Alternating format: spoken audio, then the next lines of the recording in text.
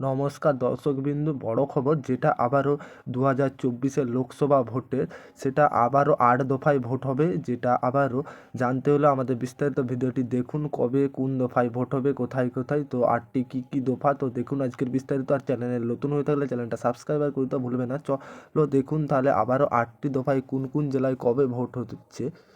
প্রথম দফায় কোন কোন জেলায় হবে? 27শে মার্চ পুরুলিয়া, বাঁকুড়া ভাগ 1, ঝাড়গ্রাম, পশ্চিম মেদিনীপুর ভাগ 1, পূর্ব মেদিনীপুর ভাগ 1। দ্বিতীয় দফায় 1লা এপ্রিল কোন কোন জেলায় হবে? বাঁকুড়ার ভাগ 2, পশ্চিম মেদিনীপুর ভাগ 2, পূর্ব মেদিনীপুর ভাগ 2, দক্ষিণ চব্বিশ পরগনার ভাগ 1। দ্বিতীয় দফায় 26শে এপ্রিল কোন কোন জেলায় হবে? হাওড়া ভাগ 1, হুগলি ভাগ 2, 1, দক্ষিণ চব্বিশ পরগনা ভাগ 2। চতুর্থ দফায় 10শে এপ্রিল, যেটা হাওড়া ভাগ 2, হুগলি ভাগ 2, দক্ষিণ চব্বিশ পরগনা ভাগ 3, আলিপুরদুয়ার, কোচবিহার।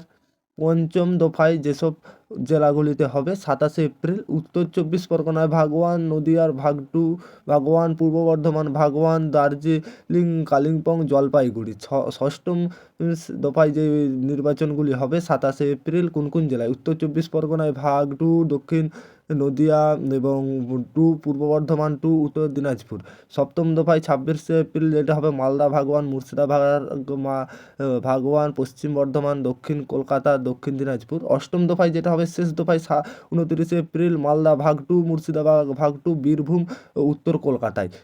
8 দফায় আবারও ভোট শুরু হচ্ছে, যেটা 27শে মার্চ থেকে আবারও 8 দফায় শুরু হচ্ছে। কোন কোন জেলায় সেটা আমরা আগেই জানালাম। তাছাড়া আবারও যেটা আবারও 8 দফায় ভোট শুরু হচ্ছে।